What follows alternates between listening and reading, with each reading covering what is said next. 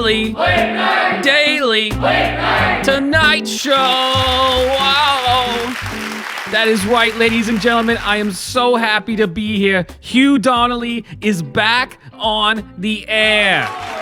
And in case you forgot, this was the last time we've seen each other. And just look how far we've come, ladies and gentlemen. That's right, yes. But of course, it's not all been fun and games. Even though Donald Trump is no longer president, which he was president, and now he's not. But of course, even with that, the right-wing hate mob. Yeah, I know. The right-wing hate mob has still been at it. When did we get so sensitive as a country to think that children shouldn't be in charge of their own major medical decisions? When did that happen? It's almost like these right-wingers are the real snowflakes. I know, and they probably all have small hands like the Cheeto Man. And now, see, that's why, what it comes down to is why I have been an advocate. I have been advocating, always an advocate for deplatforming all of these right-wing people. Because they're the ones who don't want free speech. And I don't just stop there. I would actually, we should kill all of them too. Yeah, of course. That's applause. Yes. Because really, what we all know is that they're white supremacists. And I know you might be saying, but Hugh Donnelly, aren't you a white man? To which I would have to say, I am greatly offended to be assumed as such. Because never forget that I was there, okay? When Kamala Harris first smoked marijuana in college while listening to Tupac and Biggie Smalls, I was there. When Joe Biden said that if you vote for him, you'll be black, I was there. And in fact, I voted twice. So really, there's no way that I could be considered a white man. But if I was to be considered one, I would do the right thing that this right-wing hate mob just won't do. I would end my own life voluntarily. But of course, I won't have to do that because I donated to BLM, and of course, I wept and changed my profile picture to a black square because of the death of George Floyd. You were too good for this world, Mr. Floyd, Saint Floyd. But at least there was an attempt at justice. We tried, Mr. Floyd, to burn down every Target and Wendy's that we could find. I hope this brought you peace. My brother, my king. Now, I know it's hard to follow that up, but I am so pleased to announce the first guest on our Welcome Back show. The greatest president of all time. Mr. Joe Biden.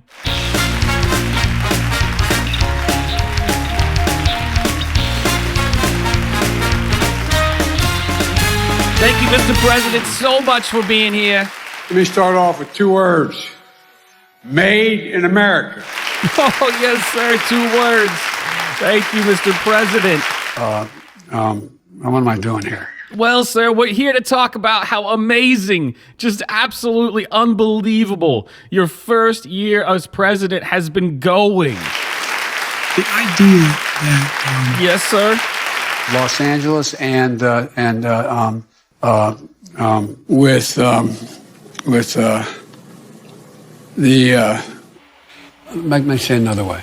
No, that's okay, Mr. President. I know exactly what you mean. I also think that Gavin Newsom has been doing a fantastic job. Right, ladies and gentlemen?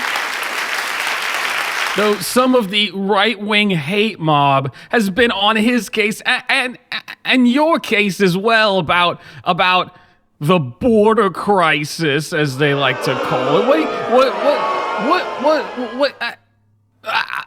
What are your thoughts on? What do you have to say to them, Mr. President? Come on. This is bizarre. When your mom's taking you across the Rio Grande and say, no, Mom, I'm staying here. Yes, Mr. President, well said. I couldn't agree more with that. I mean, to be honest with you. And it's things like that that make me know that, all of these things that they keep cooking up about you in the fake news of the right-wing extremist hate group circles on Twitter, that you are too old and have dementia. It's not true. Obviously, it's not true. It's a matter of, that old expression, the proof of the pudding's in the eating. I respect the fact that people would say, you're old. Oh, yes, sure, Mr. Biden. My grandmother used to say that to me all the time. She used to say, Hugh, the proof of the pudding is in the eating. And don't ever forget that, because eventually the greatest president of all time will be there. And he will say the exact same thing. Right, ladies and gentlemen? I no more think of myself as being as old as I am than fly. It's just not, I haven't observed anything in terms of, there's not things I don't do now that I did before, whether it's physical or mental or anything else. Wow, just wow, Mr. President Biden. I can't believe we're having this amazing conversation. That'll show them. How can a right-wing hate mob possibly spin this in any kind of way? Think about what you'd think about at the time. Think about how you'd feel.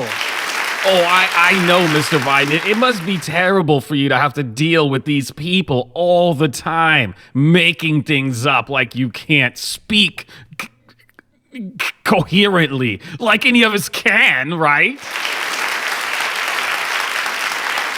I think I haven't. Look, I was in foot talker. Yeah. And those bullets that are collapsing. Anyway, I'm only kidding, obviously, but. Oh, yes, and it was hilarious. Thank you, Mr. President. People used to say that Trump was funny, but you are the real comedian in chief. No, I'm not joking. Think about this. Think about the rationale we use. This is the United States of America, for God's sake. The weather may be beyond our control for now, but it's not beyond our control. Again, sir, everything you say is just spot on. If you want to fight against the country, you need an F-15. You need something a little more than a gun. I don't know how anyone could disagree with threatening the American people. Honestly, they deserve it. These MAGA right-wing Cheeto man lovers. Because this MAGA crowd is really the most extreme political organization that's existed in American history. This is the MAGA gang. This is the MAGA crowd. I really mean it. They have a fundamentally different view of the role of government and who should pay what. It's wrong. Now, it is true. These MAGA, these maggots, as the people on Twitter call them, maggots. You get it? Maggots. Really do not seem to understand that what our country is, and that freedom doesn't mean that you're free, dumb. America is a nation that can be defined in a single word. The foothills of the Himalayas with Xi Jinping. Traveling with him, we traveled 17,000 miles when I was vice president. I don't know that for a fact.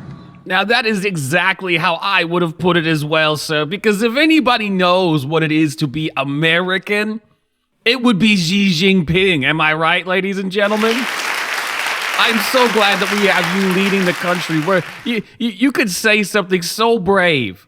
Like when you coined the term that now everyone uses because it was that brilliant, was we choose truth over facts. So whether it's a fact or not, it's not relevant. The best way to get something done, if it holds near and dear to you that you like to be able to, anyway. In San Francisco, it's all about, well, you know, gay bathhouses, and it's all about round-the-clock sex. It's all. Wait a minute, how old are you? What did you say? Sir, I don't know how old those gay bathhouse experiences were. We may have to edit that one out. Come on, man. But before we go, ladies and gentlemen, President Biden, could you please explain what you would say so far is your greatest accomplishment as the president? There's just so many, and I think we'd all like to know which one you think is the biggest. We have put together, I think, the most extensive and inclusive voter fraud organization in the history of American politics. Wow, sir, that is truly impressive. That is what I call one fortified election.